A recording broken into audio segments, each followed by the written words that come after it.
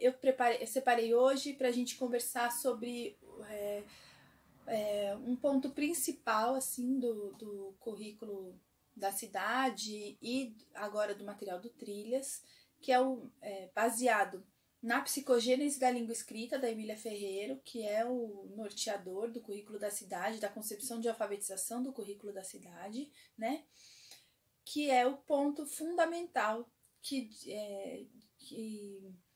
que as crianças aprendem simultaneamente a atuar como leitores e escritores e construírem o sistema de escrita alfabética. Então, o que isso quer dizer? Ao mesmo tempo que as crianças aprendem as práticas sociais de leitura e escrita, elas também aprendem como funciona a natureza do sistema de escrita alfabética, né? Então, tradicionalmente, a gente achava que primeiro a criança aprendia a ler e escrever para depois ter contato com o gênero. Hoje, não. Então, as crianças já têm contato com gêneros textuais desde o início da sua alfabetização, até antes de entrar na escola, né? A gente sabe que na escola a gente recebe crianças no primeiro ano, né? Durante toda a escolarização, a gente recebe crianças com graus diferentes de contato com o universo letrado. Então, a gente tem crianças que já desde pequenininha a mãe lê, a mãe na frente dela é um modelo de leitor, o pai, a família, enfim.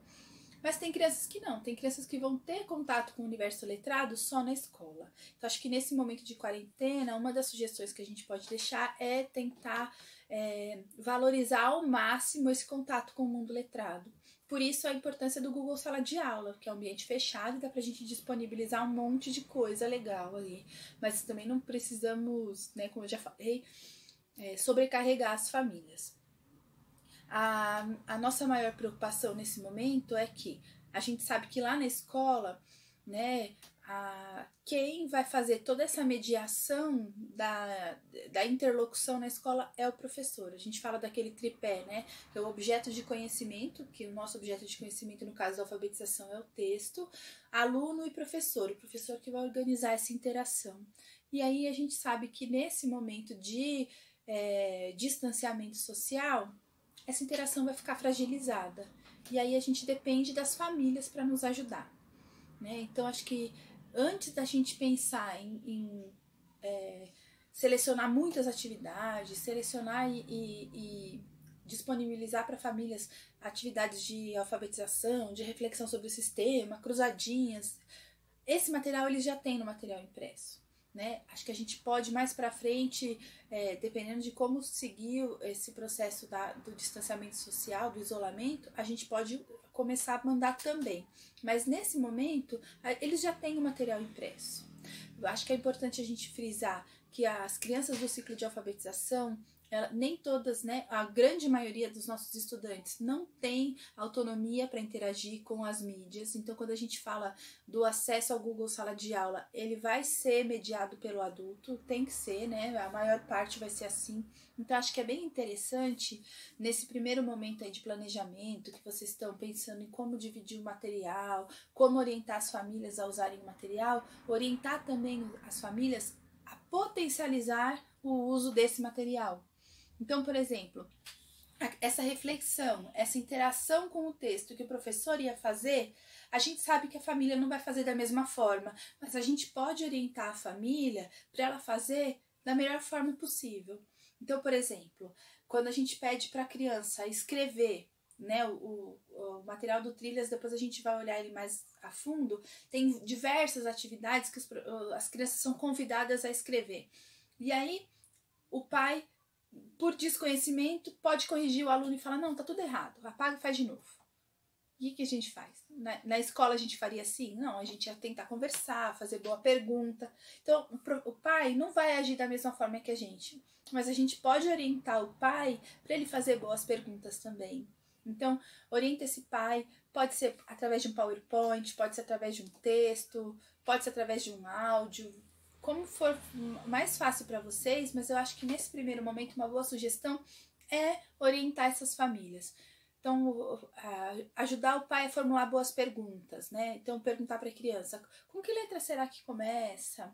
Relê o que você escreveu, você acha que Você pode mudar alguma coisa?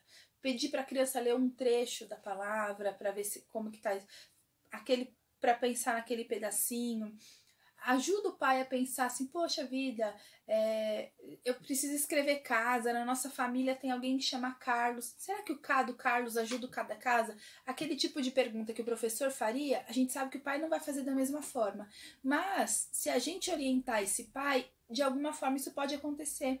O importante é a gente tentar garantir que nesse momento de distanciamento entre o professor e o aluno, essa reflexão sobre o sistema de alguma forma continue acontecendo, né?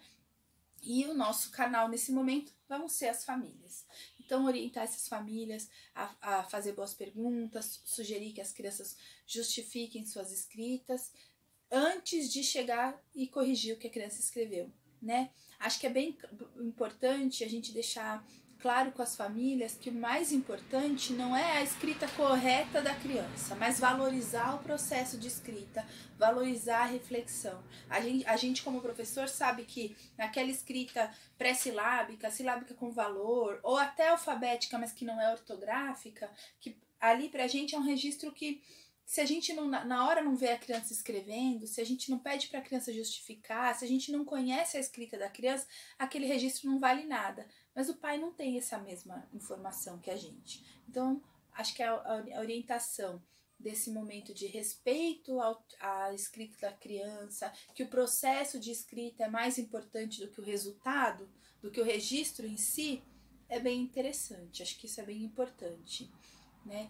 Acho que a ideia hoje era tranquilizar você, professor, de que você não precisa ficar preparando várias atividades. Vamos, nesse primeiro momento, manter esse canal aberto de comunicação com a família, orientar a família de como usar o material, de como conversar com essa criança, como garantir que a reflexão sobre o sistema continue. Né? E aí sugerir aos poucos outras atividades, como escrever um bilhete, né? Mas sem perder esse foco na reflexão sobre o sistema. Né? Como eu falei, são dois processos concomitantes, a gente faz a escrita sempre pautada também no gênero textual. O nosso próximo vídeo, a gente vai conversar sobre critérios de escolha para materiais de leitura que a gente possa sugerir para essas crianças, tá bom? Então, qualquer dúvida, deixo novamente meu e-mail aqui, acessem lá o Drive, quem tiver interesse na reunião dos Teams pode fazer inscrição e até o próximo vídeo. Tchau, tchau!